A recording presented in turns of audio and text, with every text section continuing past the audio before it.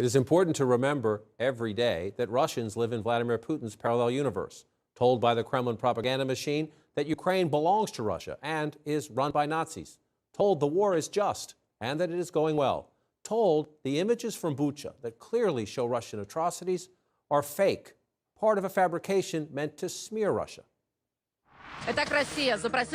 Russia has requested an emergency meeting of the UN Security Council in connection with the blatantly cruel provocation by Ukrainian Nazis in the town of Bucha in Kiev region. Fake atrocities were instantly blamed on Russian army. Foreign media began to spread it synchronously and without a break. Here to share his insights, the former CIA Chief of Russia Operations and CNN National Security Analyst Steve Hall. Steve, grateful for your time. That is the parallel universe that Russians see. It was not the Russians that requested that meeting. It was the West. After the Russian atrocities in Bucha, it was Zelensky who addressed. But how? Is there anything the United States and its allies can do to crack that, to try to get more truth to the Russian people?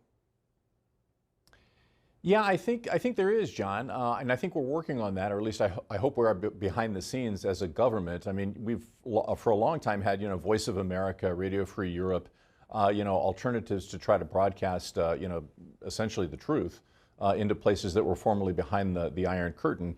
And so I hope that there are things going on behind the scenes, probably technical things to make sure that information gets through. But I also wouldn't rule out the possibility of young tech-savvy Russians who actually want to get at the truth. Perhaps they don't want to make a big deal out of it, but they do want access. And I think they're trying to find ways around a lot of the firewalls that the Russian government has erected around the internet. And one of the things the United States and NATO allies, other countries are trying to do with all these sanctions is put economic pressure on Putin, maybe stir up some dissent within Russia by making it so hard for Russians to do normal everyday business. Today, sanctions on 2 of Putin's adult daughters. Obviously, it sends an important symbolic message. Does it do anything to get under Vladimir Putin's skin?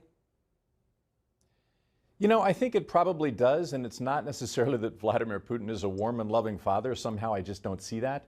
So it's a little bit less that he's that concerned, I think, about his daughters. But it does show that, sort of like a mafia boss, if you are a mafia boss, if you are Tony Soprano, your family is a potential liability.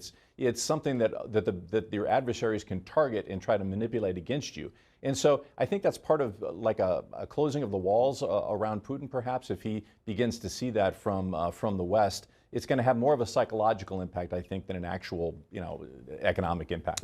On the military front, senior U.S. defense official says the Russians have now completely withdrawn from the Kyiv area, from the Chernihiv area, a bit more to the northeast of Kyiv, gone back into Belarus, gone back across the border into Russia in some cases. But there's still a debate about what next for them and whether Vladimir Putin would again launch an offensive on Kyiv. The NATO Secretary General says he believes Putin still wants all of Ukraine.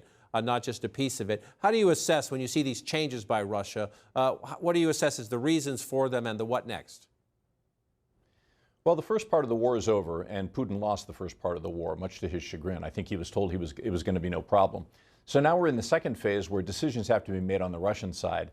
I would agree with General Milley's comments that this is probably going to turn into a long-term thing because, as you just alluded to, I don't think Vladimir Putin's going to say, okay, so it didn't work well for the first part of this, but I'll just settle for the Donbass area and, maybe part of the South as well. That's not a victory for him. It's not something that he can sell at home, I don't think. And it doesn't usually go well for Russian and, in the past, Soviet leaders who have not been able to fulfill their military promises. So I think I think we're going to be in this for the long run, and it's going to be a war of attrition, and it's going to be very hard on Ukraine.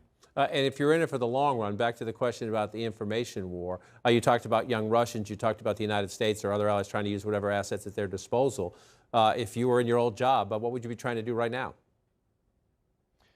I really hope, and something that I would be absolutely interested in was, okay, what are the best technical ways that we can help the Russians get access to this information?